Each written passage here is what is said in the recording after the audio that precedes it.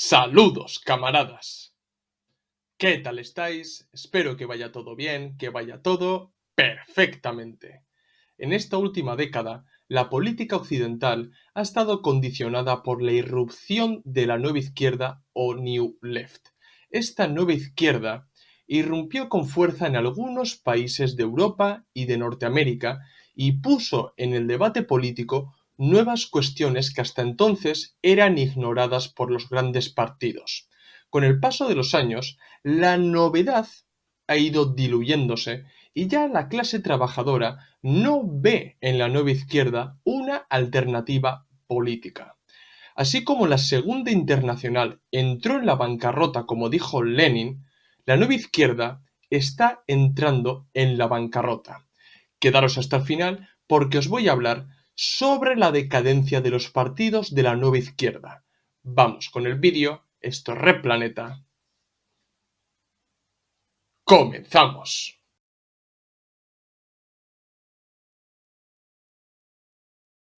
Hoy nos parece que la nueva izquierda o New Left es una expresión política indisociable de la realidad política de Occidente. Y aunque la consolidación de partidos y organizaciones de la New Left es bastante reciente, sus ideas no lo son tanto. Si queremos saber de dónde vienen las premisas teóricas fundamentales originales de la nueva izquierda, tenemos que irnos casi 50 años atrás. Tenemos que entender los aportes teóricos de la Escuela de Frankfurt, la experiencia del Mayo francés del 68, los movimientos de contracultura de los años 70 y 80 y, como no, el eurocomunismo.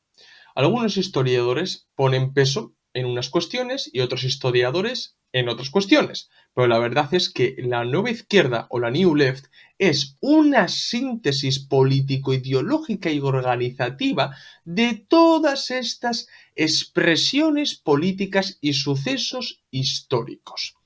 A pesar de que sus orígenes tienen más de medio siglo, la consolidación de proyectos y partidos políticos encasillados dentro de esta nueva izquierda es bastante reciente y sobre todo vino tras la crisis del 2008. A partir de esta crisis hubo un boom de partidos, organizaciones, agrupaciones y movimientos políticos de la nueva izquierda. Y la irrupción de esta nueva corriente política sorprendió incluso a muchos politólogos que al principio no sabían identificar muy bien a estos nuevos partidos, no sabían dónde encasillarlos. Bien, sabían que eran partidos izquierdistas y su lógica les decía que tenían que ir a la izquierda de los grandes partidos socialdemócratas y fueron encasillados en lo que se conoce como la extrema izquierda, aunque yo pongo en duda realmente si son extrema izquierda, ¿no? Que luego veremos por qué no representa la extrema izquierda y por qué extrema izquierda es un término tan difuso que realmente no significa nada. Pues estos partidos de nueva izquierda irrumpieron en el panorama político, sobre todo de Occidente, y la irrupción se debió a la falta de alternativa política. Lo que regía en muchos países era el bipartidismo. En España, PSOE-PP. En Alemania, democristianos, socialdemócratas. En Estados Unidos, republicanos, demócratas. Es decir, dos grandes partidos, uno de centro derecha y otro de centro izquierda. Era común pensar que la crisis del 2008 vino a consecuencia de la nefasta gestión económica de estos dos grandes partidos. De ahí que irrumpieron movimientos políticos izquierdistas que decían que había que acabar con el bipartidismo, que había que superar a los viejos partidos políticos y crear una nueva política, la política de la ciudadanía y para la ciudadanía. Esto es lo que defendían la mayoría de los líderes políticos de la nueva izquierda, que si analizamos un poco la composición orgánica de estos partidos de nueva izquierda, veremos que realmente no son ni partidos. O sea, muchos de ellos son movimientos políticos federales o una especie de coordinadora rara que coordina ciertas agrupaciones, organizaciones y pequeños partidos izquierdistas.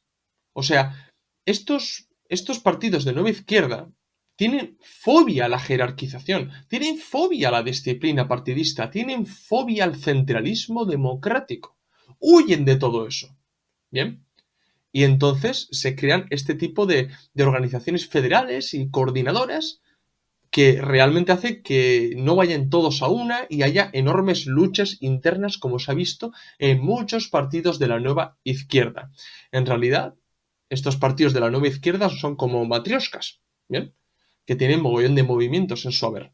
Pero todo lo que os he mencionado hasta ahora simplemente es la apariencia, incluso podría decir que es la versión oficialista de la irrupción de estos partidos de la nueva izquierda en la política occidental. Pero somos marxistas. Nosotros hacemos un análisis partiendo del materialismo histórico. Y para entender los verdaderos intereses que tuvo el imperialismo para alzar a la nueva izquierda, hay que detenerse en las razones materiales, en los intereses económicos de la clase dominante, que es la clase burguesa más internacional.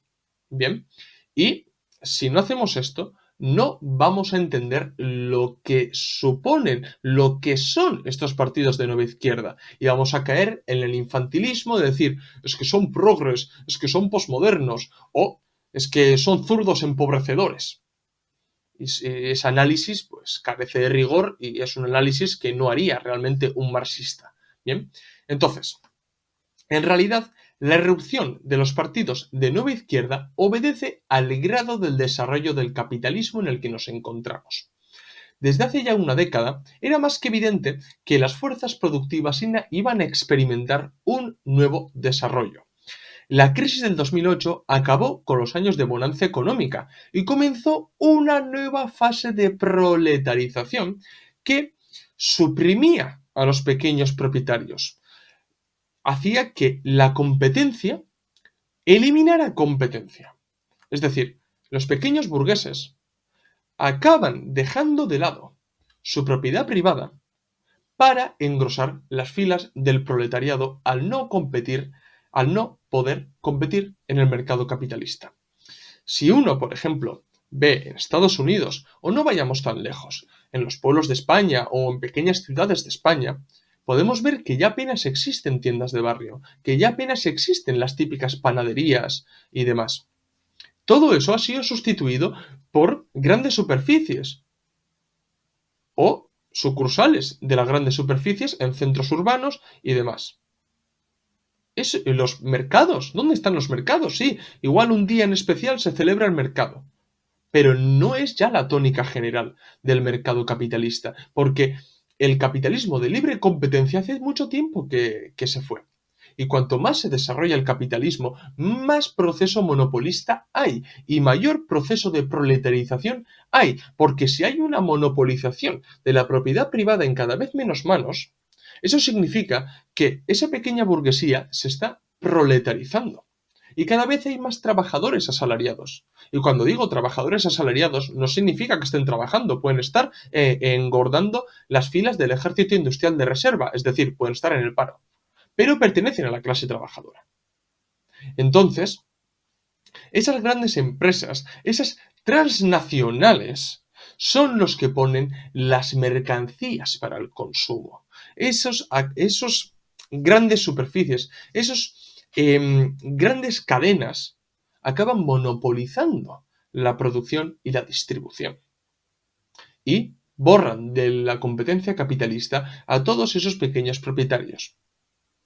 Entonces, se da ese proceso de proletarización que hay que tenerlo muy en cuenta. De esta manera, una masa cada vez más grande de trabajadores, debido al proceso de proletarización, claro está, hace que los trabajadores, los ciudadanos, ya no seamos solamente ciudadanos o trabajadores, somos consumidores, somos los garantes de que salgan las mercancías producidas anárquicamente en el sistema capitalista actual. no necesitan trabajadores o ciudadanos, simplemente necesitan consumidores. Necesita gente que consuma de manera enfermiza para dar salida a todas las mercancías que se producen anárquicamente. Claro, para eso también necesitas grandes cadenas detrás, grandes empresas transnacionales que pongan en el mercado todas sus mercancías y salgan esas mercancías. Y, lógicamente, ese funcionamiento de consumo enfermizo no es otra cosa que la sociedad del consumo. Que esa sociedad del consumo, además, es totalitaria, porque nadie puede escapar de ella. Estamos condenados a consumir. ¿Necesitas algo? Tienes que consumir. ¿Tienes una necesidad? Tienes que consumir. Todo lo que a ti te pagan, es decir, tu salario, lo acabas perdiendo en el consumo. Y ahí se crea una maquinaria bien engrasada que funciona a la perfección, acorde al grado del desarrollo de las fuerzas productivas en el que nos encontramos hoy. Y para eso necesitas un gran mercado internacional, un gran desarrollo de las fuerzas productivas, un proceso de proletarización y un proceso de monopolización. Y hoy es más evidente que nunca. Como he dicho antes, ya desde el 2008 se veía que las fuerzas productivas iban a acometer un nuevo desarrollo. Y hoy se ve muy claro la irrupción de la inteligencia artificial, el proceso de la robotización o la plena automatización de la producción. Esto demanda la predominancia del mercado sobre el Estado o, por ejemplo, la supeditación del Estado al mercado, que es básicamente lo mismo. Es decir, ya los estados tienen que ser apartados de que metan la mano en el mercado. Los estados tienen que perder maniobrabilidad en la vida económica. ¿Por qué? Porque siempre que haya estado, habrá barreras al comercio.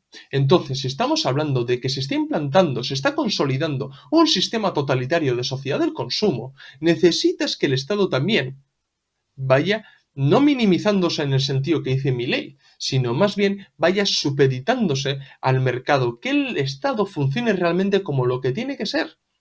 Bien, de control, de fuerza burocrática y fuerza político-militar.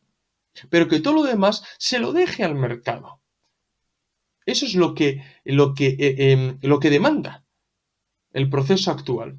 Y las formas estatales que vendrán en el futuro serán cada vez en el estilo de que estoy explicando ahora mismo.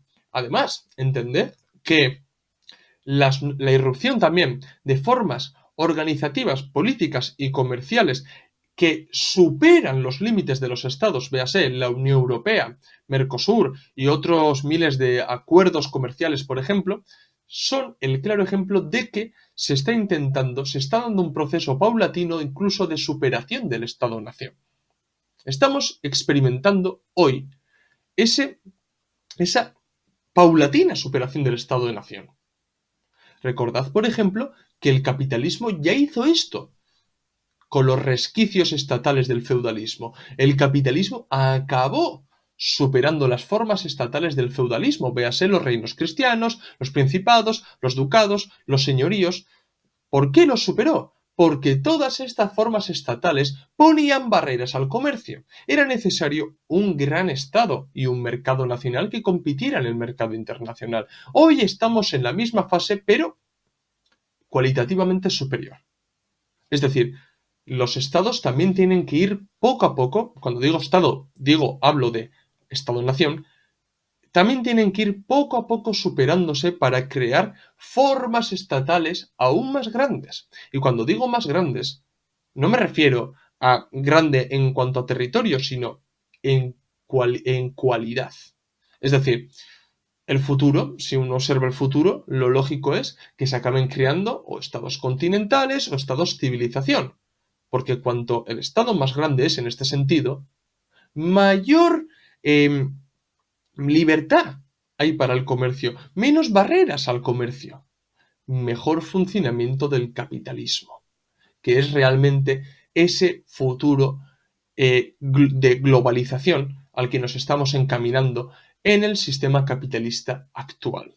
Lógicamente, una consecuencia directa es la pérdida de la soberanía nacional de muchos estados-nación que, al entrar en ciertos bloques políticos como la Unión Europea, o en bloques comerciales, acaban cediendo parte de su soberanía nacional a estos bloques, en pro de que haya un flujo comercial más dinámico y no haya tantas barreras al comercio.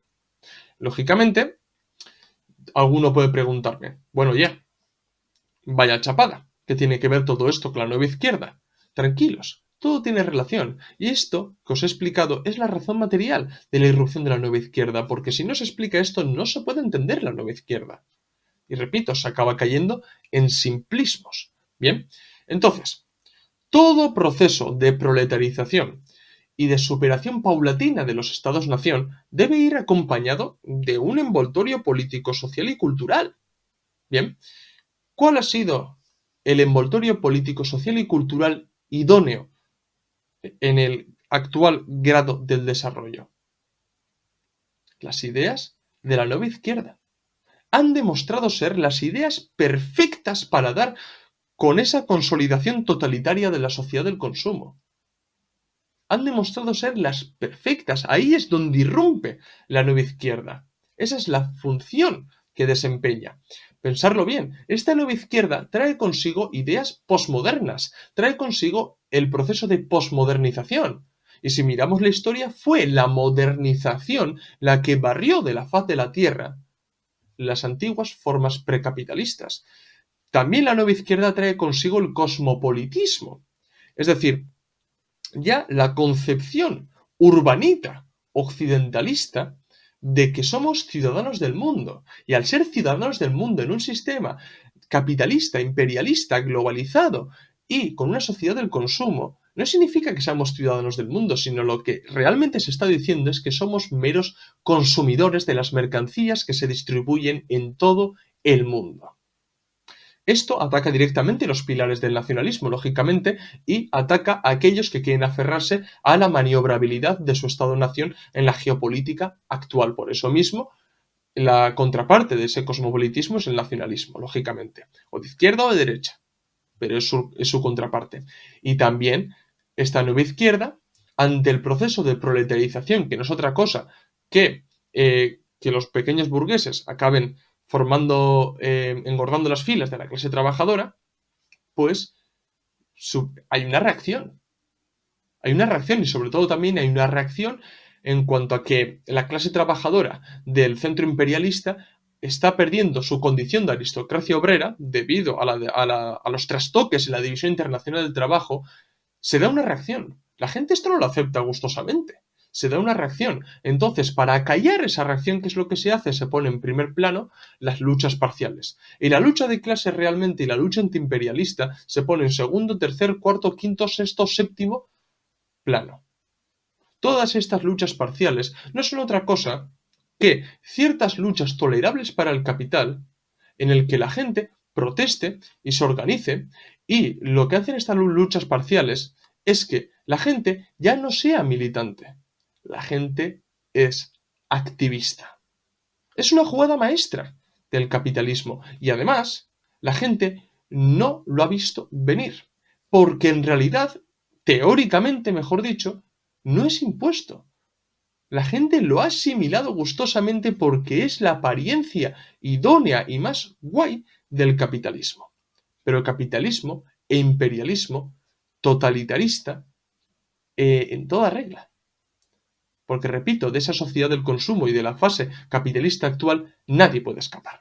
Y la nueva izquierda ha cumplido con una función histórica, que ha sido dar al imperialismo una nueva cara, una nueva forma o un envoltorio sociocultural y político acorde al grado del desarrollo de las fuerzas productivas del momento y que sostenga sobre todo la sociedad del consumo. Y en los últimos años, además, todas las ideas de la nueva izquierda han demostrado ser los pilares de este sistema imperialista, capitalista y con una sociedad del consumo totalitario. De esta manera, con la sociedad del consumo, las grandes cadenas acaban asegurándose que salgan las mercancías con una producción anárquica y la gente se siente bien comprando cosas, porque es casi una manera enfermiza de actuar. y con las luchas parciales la gente ya no se organiza por cuestiones básicas de la clase trabajadora, ¿no? Simplemente hace activismo político y social en ciertas cuestiones que son totalmente tolerables para el capital. Entonces, uno puede pensar, bueno, oye, si dices que la nueva izquierda y sus ideas han demostrado ser la forma idónea del imperialismo actual, ¿por qué dices que está en decadencia? Bien, pensarlo bien. Toda acción política conlleva su reacción, su contraparte. Y su contraparte ha sido la derecha populista nacionalista que en los medios de comunicación se conoce como la extrema derecha. Lo hemos dicho mil veces. Lo progre, lo antiprogre, lo posmo, lo antiposmo, lo cosmopolita, lo nacionalista. La nueva izquierda, la extrema derecha, son las dos caras de la misma moneda imperialista en la actual fase del desarrollo con una sociedad del consumo totalitario. Eso es realmente. ¿Qué tenemos que hacer los comunistas? ¿Posicionarnos en un lado o en otro? No. Lo que tenemos es organizarnos. Tenemos que tener independencia política, organizativa y de clase. A nosotros no nos interesa ni el posmodernismo ni el antiposmodernismo porque son las dos caras de la misma moneda imperialista. Y ambos cumplen con la misma función. Crear tesis, antítesis y el movimiento político, ese juego político parlamentarista que se da en todos los países del mundo. Y además, esa extrema derecha, esa derecha nacional y populista, como nos gusta llamarlo a nosotros, acaba entrando en cuestiones básicas, acaba apelando a sentimientos básicos, instintivos de la clase trabajadora, y eso no lo hace, por ejemplo, la nueva izquierda, porque acaba divagando en cuestiones que mucha gente se pierde, que es lo que hace que la extrema derecha al final acabe barriendo del mapa político a esa nueva izquierda. Además, la New Left, la nueva izquierda, aparte de dotar al imperialismo de ese envoltorio sociocultural y político idóneo para consolidar esa sociedad del consumo y ese imperialismo más globalizado, donde apenas haya barreras al comercio, también ha hecho que la socialdemocracia o el socialliberalismo adopte en parte esas ideas. Veas el PSOE en España o el Partido Demócrata en Estados Unidos con Biden y antes con Obama. Entonces, cuando estos grandes partidos de Estado asimilan ciertas ideas o cierto ideario de la nueva izquierda, estos partidos, estos pequeños partidos de nueva izquierda ya no son necesarios. Son desplazados. Porque en realidad partidos como Podemos o Sumar no tienen capacidad de gobernar. El PSOE sí, pero estos partidos no. Entonces, si el PSOE se hace con algunas de las ideas de esta nueva izquierda, ¿para qué necesitas un pequeño partido izquierdista? ¿Qué es lo que pasa con estos? Pues acaban cumpliendo la función de muleta o socio del gobierno. Acaban siendo la sombra del gran partido socialdemócrata. Y también lo que hay que tener en cuenta es que en la actual contradicción geopolítico entre el centro imperialista y periferia, en el que la periferia está experimentando un auge y está trastocando los pilares de la División Internacional del Trabajo, provoca que los trabajadores del centro imperialista pierdan su condición de aristocracia obrera y se siga con el proceso de proletarización. ¿Qué hace la nueva izquierda? La nueva izquierda no se menciona ante esto y prefiere mantener los privilegios que tienen los trabajadores del centro imperialista respecto a los de la periferia y por eso mismo son sumamente otanistas y atlantistas, bueno, y eurocentristas. Claro, con todo esto y cuando la nueva izquierda, sobre todo en geopolítica, porque lo hemos dicho mil veces hoy, la dicotomía izquierda-derecha no sirve para explicar la ideología o la clasificación política de los partidos, a veces la geopolítica sirve mejor para clasificar los partidos, hace que se genere un caldo de cultivo idóneo para movimientos que quieran salir de esas dinámicas del centro imperialista occidental en el que los estados-nación acaban superándose, por ejemplo. Aparecen movimientos que no quieren acelerar ese proceso. Lo que quieren es que su estado-nación recupere soberanía nacional, mantenga su esencia y maniobrabilidad político-económica en los mercados internacionales y en los bloques comerciales y políticos internacionales. De ahí, por ejemplo, que esa derecha populista nacionalista haya cogido fuerza con los años. o, por ejemplo, esté surgiendo una izquierda alejada de esa nueva izquierda, de la New Left, que tiene como base la recuperación de la soberanía nacional, el aumento de la importancia del Estado-nación en la geopolítica y también es más conservador en lo social. Eso también es verdad. Recordad, por ejemplo, que la nueva izquierda, la New Left, es sumamente liberal. O sea, Kluskart, por ejemplo, Michel Kluskart, por ejemplo, ya decía que la socialdemocracia, cuando se hablaba de esta nueva izquierda, decía que era socialdemocracia liberal libertaria. Lo que puede chocar a muchos porque hoy en día la palabra liberal libertario se utiliza para describir a gente como Milei. ¿Bien? Entonces, el fraude que han supuesto estas nuevas izquierdas ha provocado que la gran mayoría de las últimas elecciones la gente no los vote. ¿Por qué? Porque no ven en estos partidos la verdadera alternativa política. Ni siquiera ven en estos partidos una fuerza revolucionaria o al menos transformadora. Es que no lo ven, porque acaban comprando el relato otanista. Acaban sirviendo a intereses bastante difusos y abstractos que luego no se plasman en el papel. O sea, son partidarios de dar migajas a la clase trabajadora cuando no ayudan a la clase trabajadora. También se están descomponiendo orgánicamente porque precisamente al no tener esa disciplina, ese centralismo democrático, acaba habiendo lucha de clases, lucha de egos.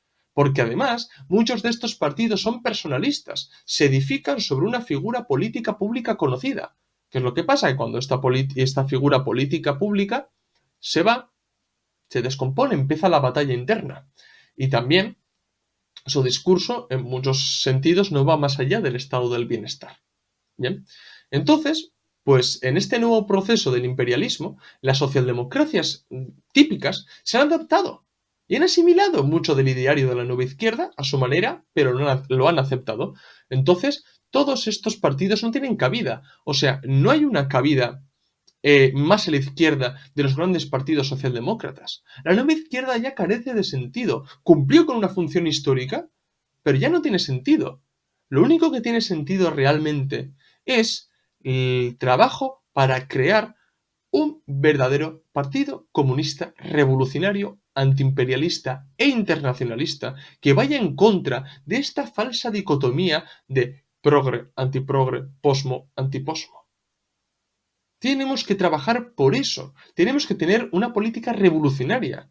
Y tenemos que superar todos estos infantilismos. Porque si no analizamos de manera materialista esta nueva izquierda, no podemos combatirla. No podemos entender por qué son unos vendeobreros. Y no podemos entender por qué están en decadencia. Entonces, bueno, camaradas, lo voy a dejar aquí. Espero que os haya gustado el vídeo. Decirme si queréis que la siguiente semana haga un vídeo parecido, pero de lo que llaman extrema derecha. Así que bueno, dejármelo en los comentarios.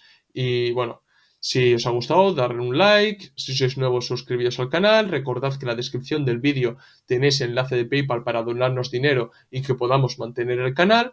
También tenéis en la descripción del vídeo los enlaces de los documentos que tenemos a la venta, bueno, documentos y libros que tenemos a la venta en Unroad, y seguirnos en las redes sociales, Twitter, Facebook, Instagram y TikTok, donde subimos contenido a diario o casi a diario.